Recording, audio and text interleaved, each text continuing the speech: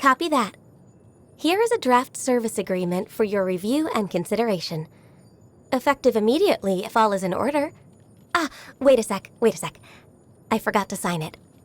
Ganyu. There. Right. Now, what was it you needed me to do for you exactly? It's so nice to de-stress. If you lie on the grass, you can feel the heartbeat of the world. Should we really be off work this early? There is still a lot left to do. Oh, good. I was just thinking that the silk flowers at the Feiyun Commerce Guild needed watering. The transport coordinators will probably moan about the muddy mountain roads again, though. It is something of a luxury, but I love listening to the rain from the courtyard. Oh, the sun's out. When did that happen? The air is just right. I love the smell of glazed lilies. Morning. What's wrong? Is there something stuck in my hair? Oh, please don't stare at my hairpiece. I need a nap. If there aren't any urgent matters, I'll excuse myself. Look how brightly lit the city is at night. Amazing. I wonder what it's like for all the people down there. No thanks. I think I'll pass on the night market. Sorry. May Rex Lapis watch over you. May your dreams be peaceful and sweet. My job is to honor my contract with Rex Lapis by looking out for the interests of all living things in Liyue. I finished all my assignments early today. Overtime? I understand. I'll get right on the case. I want to understand more about humans, and I especially wish to hear what you think of them. Why, you ask? Because you're a bit different from most people in Teyvat, just as I am. Please tell me what you think.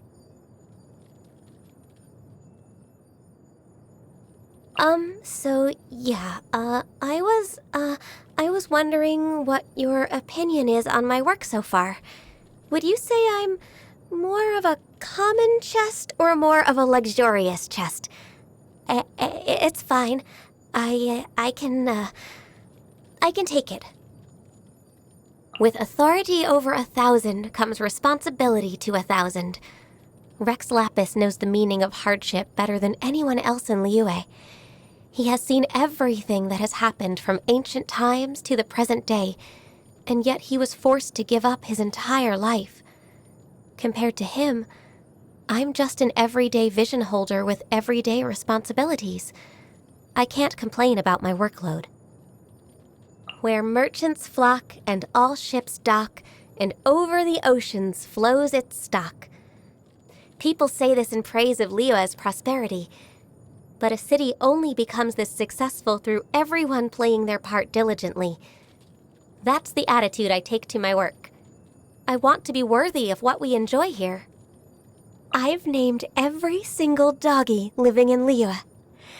But they're so funny. Some of them still respond even when you call them the completely wrong name. How fascinating is that?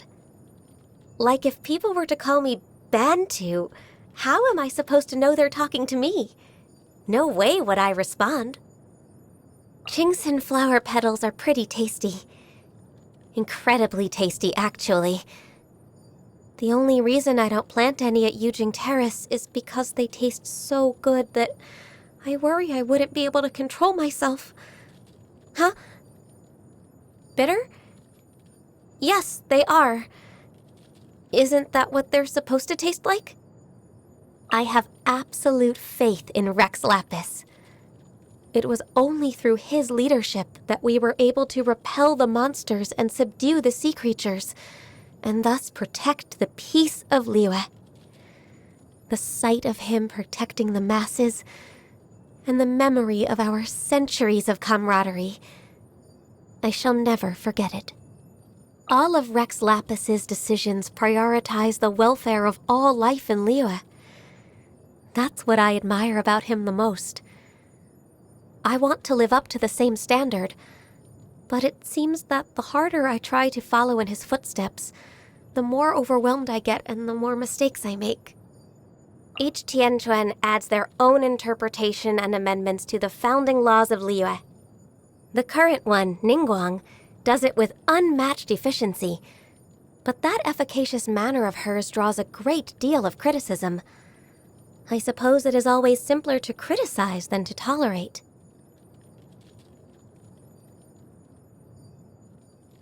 I cannot stand her disrespectful attitude towards Rex Lapis. But he says to me, "Ganyu, this is just the kind of person Liyue needs in this day and age." I guess I'm not smart enough because I simply do not understand what he means by that. I think I need more life experience to become wise enough to comprehend his words. She came to me recently to discuss the reopening of the Bishui trade route. She even asked me what Rex Lapis would do if it were him. Admittedly, what we came up with was not quite on par with what he would have chosen. But seeing the way she kept starting her plan from scratch over and over again, I think I started to understand her a little bit. You mean the boy in the blue jacket from the Feiyun Commerce Guild? He's nothing like his father and brother. Doesn't seem to care about the textile business at all. Seems it's because, as far as he's concerned, there are more important things for him to be doing. Of course, I'm merely speculating. Xiangling is a celebrity, but I try to avoid her restaurant. Just because. No reason. Okay, fine.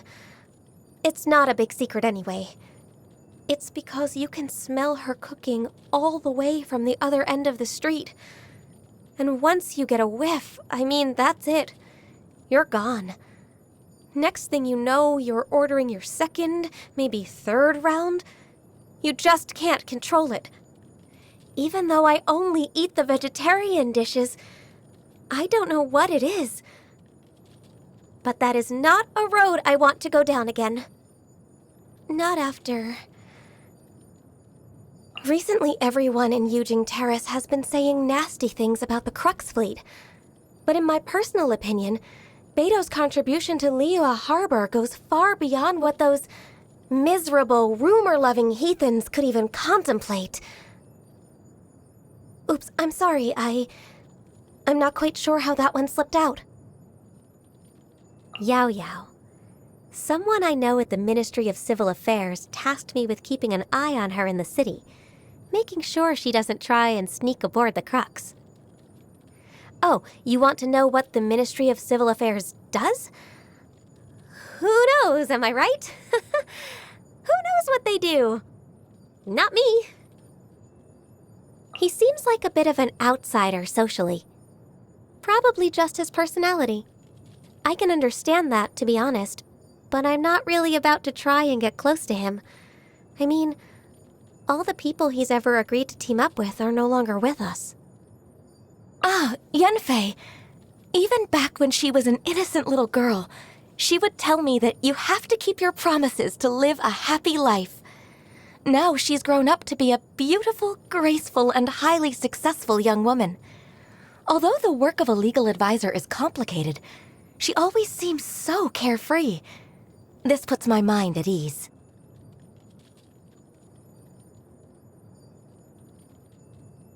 I actually don't know her all that well. I've only heard bits and pieces from Cloud Retainer. From what I've heard, she can be quite ferocious. Whenever her temper gets the better of her, she is likely to start obliterating her surroundings. I wonder if maybe she's just bored. Should I recommend some work to keep her occupied? Even though Miss Yelan is absent from work for the majority of the year, I'm sure Lady Ningguang must have her reasons for making exceptions for her.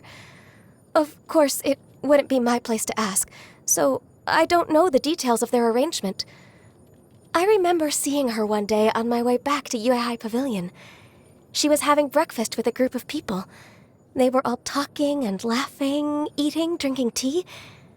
I must admit, I found myself feeling a little envious in that moment. Cloud Retainer, Miss Shenyun.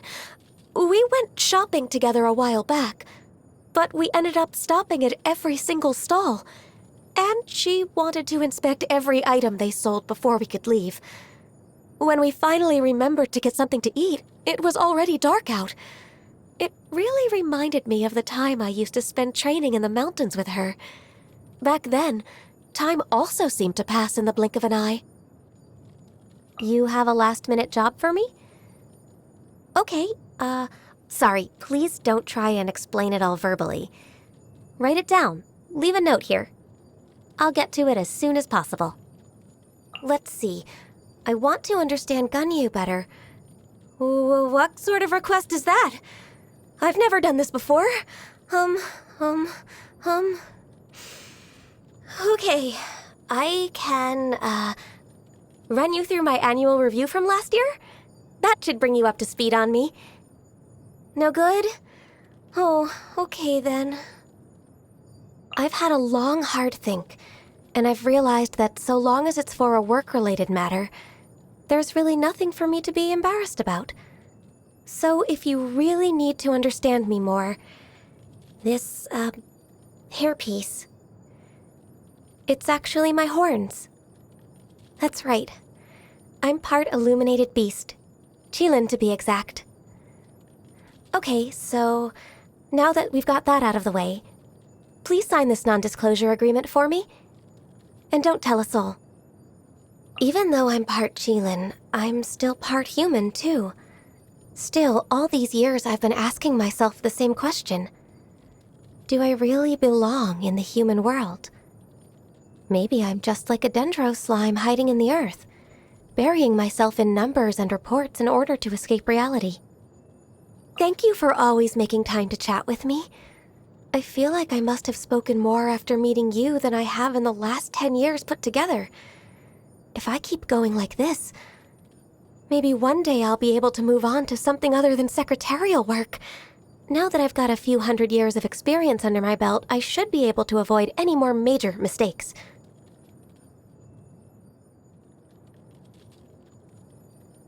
My hobby. I would say my job. What? Why don't jobs count as hobbies? I thought hobbies are supposed to be things you look forward to doing, and that make you feel good when you've done them. That describes my job perfectly. So what's the issue? I don't understand why people insist on going all out to try and prove how their existence is more valuable than everyone else's. To exist in the first place is a beautiful thing, and that's enough, isn't it? Drink only spring water, eat only whole grains. That's my motto. So I would be grateful if you could please remove that treacherously enticing-looking plate of delicacies from my field of view.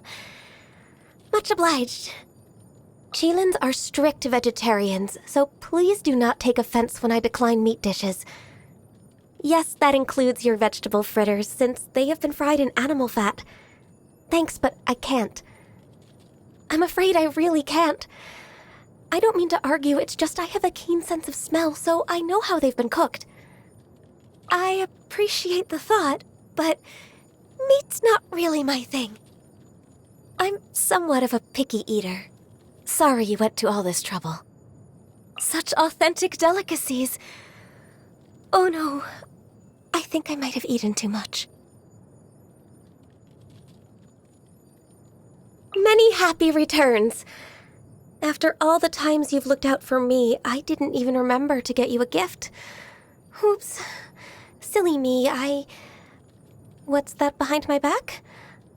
Oh, you saw it then.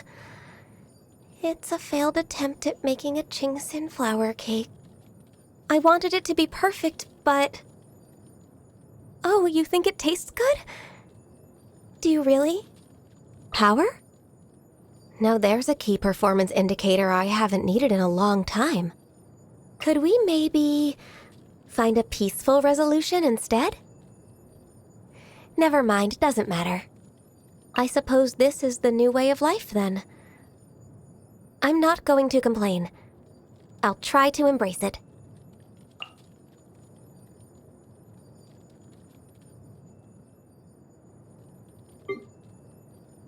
Catching! Access denied. Born of ice and frost. All hail! Glaze over. This is long overdue. For Rex Lapis! We're way behind schedule. Next on the agenda...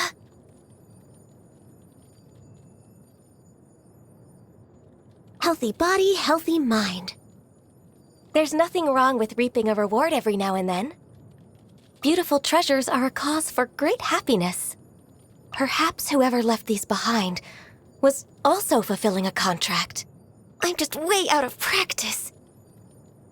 Did I miscalculate? I'm a little low on energy. Please, step back. Don't try to rush your enemy. Rex Lapis, I am sorry. My contract goes unfulfilled. Must press on. Didn't see that coming. I can fix this. Time to begin work? What are my orders? As per our contract.